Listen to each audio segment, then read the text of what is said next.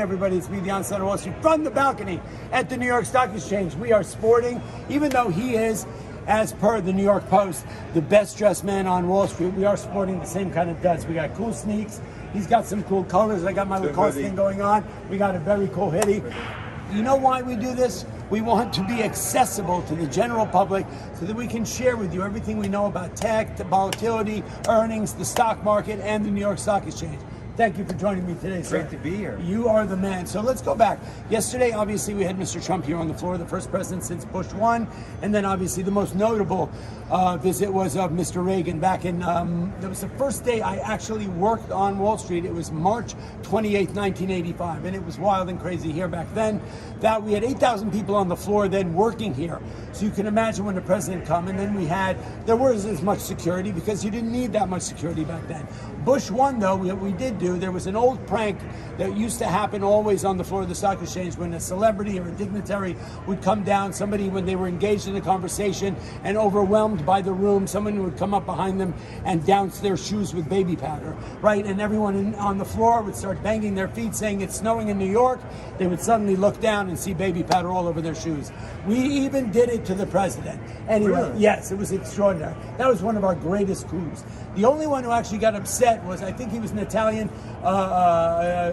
someone in the Foreign Service for Italy. He was wearing purple patent leather velvet shoes, and we doused him with baby powder. He was probably never able to wear those shoes again. Anyway, let's get down to business. Yesterday, Mr. Trump was here. He talked about a couple of things. He talked about setting up, you know that the U.S. has a prudent reserve for petroleum, right, in case of war, in case of any kind of a problem. We've got hundreds of billions of barrels or millions of barrels of oil on reserve in case of a war, in case of a confrontation at some point, because you all know that a majority of the nations that are oil-producing nations are not our friends. Venezuela, Iraq, Iran, and Saudi Arabia, and Russia, of course, the largest producers. So yesterday he did say that he was going to set up a prudent reserve for Bitcoin, right? Which is obviously extraordinary, and I think it's probably given a little bit of the boost to Bitcoin since the election. On the same day that MicroStrategy's add to NASDAQ 100. Exactly. Isn't that extraordinary? That came this morning. Yeah. Right, and then yesterday he announced the prudent reserve of Bitcoin. What does that mean? That means that the U.S. as a nation, there are 25 million Bitcoin, that he is going to start collecting Bitcoin, and we're going to hold it on as a nation, as part of our economy. So that should be a cool thing. And I think now, this is going to be the big question going next year, do more public companies start to, not as aggressively MicroStrategy, but do they start to put at least a percentage of what they have in treasury from a cash in Bitcoin? In Bitcoin. So we know, like, Apple's got hundreds of millions of dollars in cash. And a lot of public companies, obviously, how do they end up displaying earnings, or whatever the word is, giving out earnings, is by having cash on hand. Some hold cash. That was one of the problems back in the day, that everyone was saying, why is Apple holding so much cash, right? Why don't they give some back to the shareholders? Anyway, not what we're talking about today. So that's fascinating. So yes, MicroStrategy, Mike Saylor, Mike Saylor's company, obviously is one of the largest holders. I think all their holdings are in Bitcoin. I mean, and they continue to raise capital, convertible, by Bitcoin. So their view is basically, this is really going to become just a full Bitcoin play. Remember, MicroStrategy is still data analytics. Like, it's a real company, but the way that this company is now being valued is really as a Bitcoin derivative. Okay, so if you are looking for exposure to the Bitcoin game and you don't have $100,000 to buy in a coin, there are other ETFs. I believe Bito that trades here on the floor. Obviously, Mara is one, and obviously MicroStrategy. It's expensive. It's trading for hundreds and $400, I think, at your share. But if you believe Bitcoin, if you believe Bitcoin could be 250, 300, go to $1 million, whatever, then you'll see more and more bet on MicroStrategy as a derivative play. In terms of playing that. So that's exciting. Take heed of that, right? That's coming from the man who knows everything about derivative play. We've heard about that as respect to AI and the derivative plays that are respect and getting those NASDAQ 20,000 hats, right? I mean, the point is, like, but let's think. When we started having this Einstein and Ives conversation, you said two things to me. get your 20,000 NASDAQ hats out, and there's going to be a 6 in front of the S&P by the end of the year. And you have been, boom, shaka-laka, right on that, both of them. Amazing. Look, and I think... He's not just another pretty face. Forget about it. No, but I think it also speaks to like the market now just starting to realize that AI, it's just starting in terms of that multiplier. Because we always talk about for every dollar spent on video chip, $8 to $10 multiplier across the rest of tech. Right. Now you're starting to see some of that in terms of software, infrastructure, and build-outs. And that's going to be in the second, third derivative of like other companies. Give us software. a couple. Look, if someone said to you, Avago, if you get Broadcom, AVGO, right? Okay, look what that stock's done today. Okay. So it's showing you that, this second, third, fourth derivative, it's not just about Mag 7 infrastructure, about in terms of the chip ecosystem, in terms of software, names like Salesforce, right? Of course, Palantir and others, right? And then the consumer AI revolution that goes through Apple, right? Which is why I believe Apple. Right, we're all actually right. And didn't they just say they're putting ChatGPT into the iPhone? Exactly. So that's the first step. So ultimately, what's going to be hundreds of apps that are built on an Apple device that are going to be AI driven. Extraordinary. So the revolution that Dan has been talking about for months now is actually happening. We are in the midst of it. We started 8 months ago in the second inning of this game. Now we're probably in the third inning. In terms of the party, it started off at 9 p.m. in that party, and now it's 10 p.m. 10 p.m. in a party that goes to 4 a.m. Okay. And who's invited to this party? Now software, Benioff, they were waiting. Their name wasn't on the list. Right. 2 weeks ago, with that earnings, Velvet Ropes, they got now they're on the dance floor with Jensen, they're on with Musk and others. Right. Software starting to get invited. So now you're going to see more and more tech players get invited to that party, and that's how this broader rally continues to spread.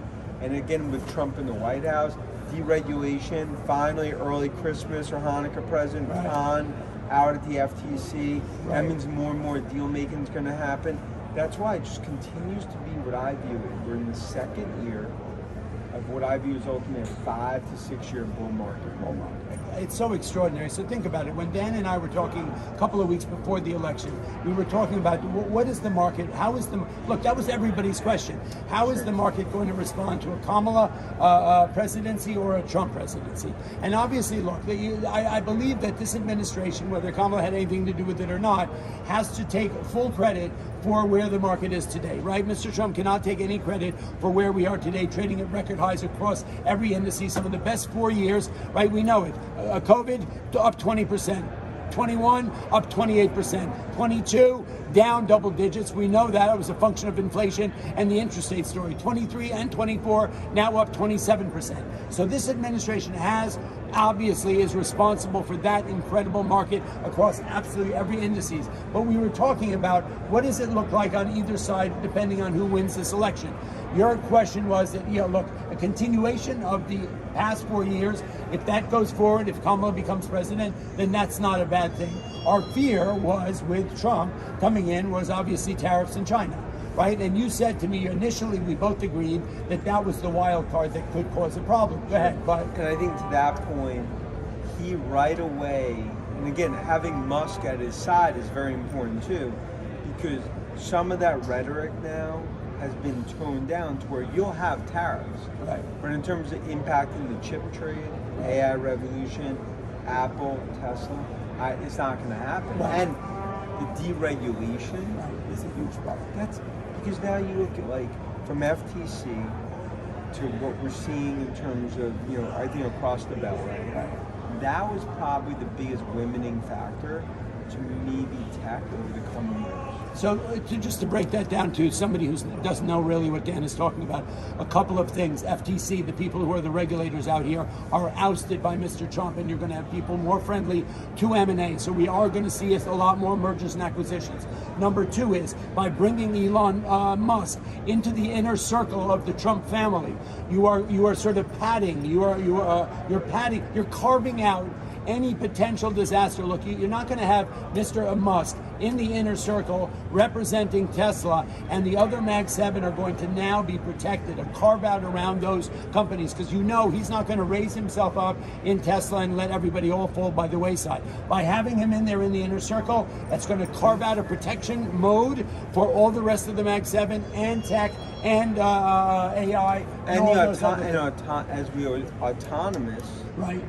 Which has not been accepted that well. That's been the wild card. And today, like I think, like in Switzerland, like they just actually like said they actually approved autonomous technology.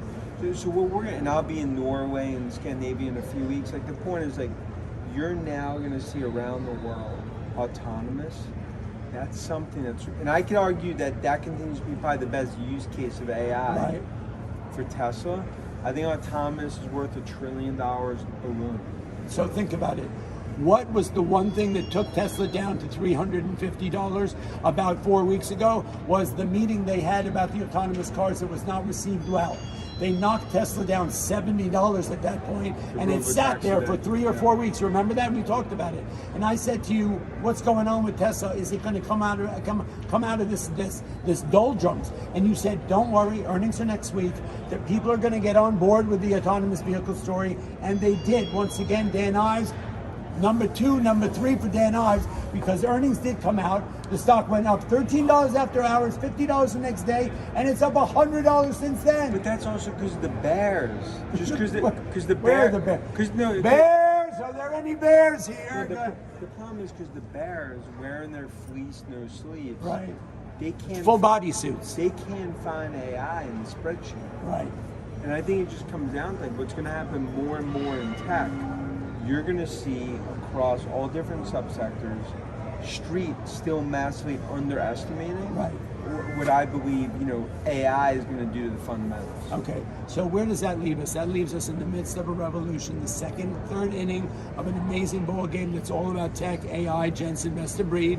It's also, you're talking about at 4 o'clock in a party that's going to 10 p.m. and a party that's going till 4 a.m. with yet a lot of the derivatives of the AI story. Microsoft, Google, Amazon have yet to be let in through the red ropes. And there, I don't expect at 4 a.m. it's a crashing in the party. Because now it's like the leverage is not in the system. You have $6 trillion of money still in money on markets. the sidelines. Imagine that, still on the sidelines. That's why I'm not a believer.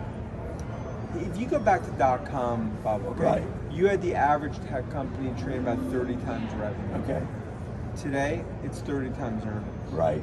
I'm just trying to explain, this is what I believe this. We're going to definitely have some dips, as we've seen, like Tokyo Black Friday, like Black Monday. You have that 5 or 6 times, but the opportunities will be there again. And I think we sit here a year from now being like another market year in terms of tech, because it's a fourth industrial revolution. You just got back from Dubai. You're building Dubai, Vegas, from the ground up, from a technology perspective. So look, how exciting is this? It's absolutely unbelievable to think about what Dan is talking about, this amazing revolution. And look, at the end of the day, I kind of lost my train of thought. But look, at the end of the day, now, come on, bring it back, V. Where are you? You know what? I'll just keep going. No, but it does speak to, as you were saying, where we are. Like when we're talking about things like Dubai or Vegas, ground up. Right.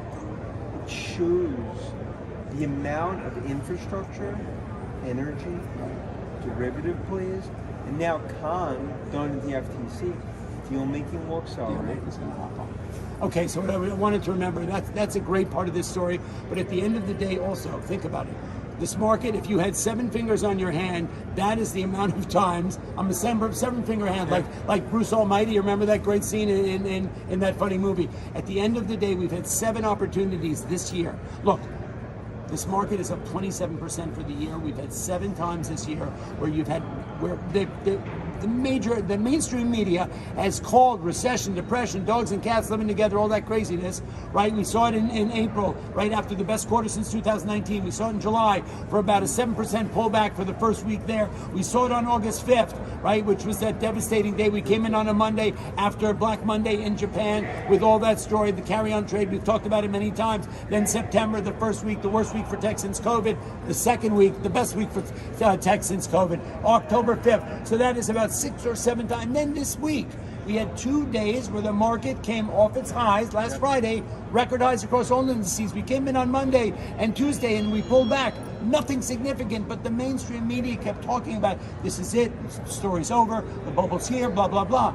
When these were sell-offs or pullbacks or consolidations, whatever you want to call them, surely not crashes, were nothing more than an opportunity. We always say it. If the story has not fundamentally changed at all, take an opportunity. In April, when we were down 7% in this market, NVIDIA went from 924 down to 700. It happened once again when the earnings came out in March, April, in May and June. We've seen this happen in every pullback. The baby gets thrown out with the bathwater. And if the story hasn't fundamentally changed, take this as an opportunity to buy stocks at a discount. And you'll see it Fed next week. They'll cut. Then the street will try to parse out in terms of Powell's words. Right.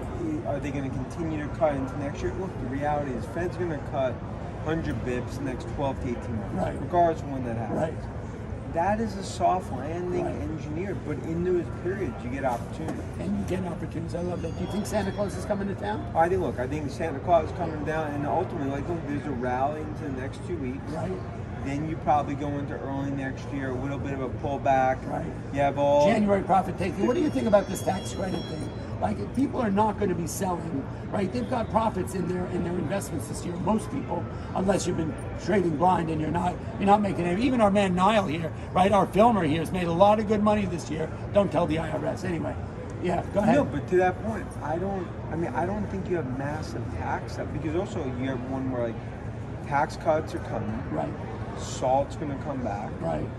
And the fundamentals of this market are accelerating, not deep.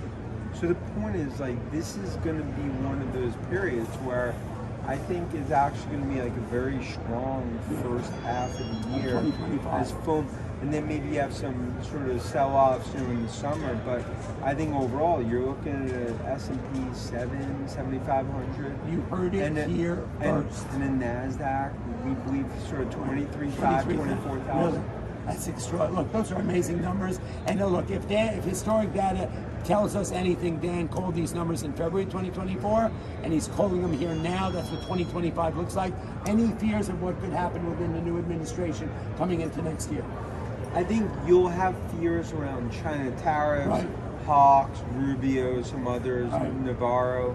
But I think the reality is that they're going to get to a better spot. Right.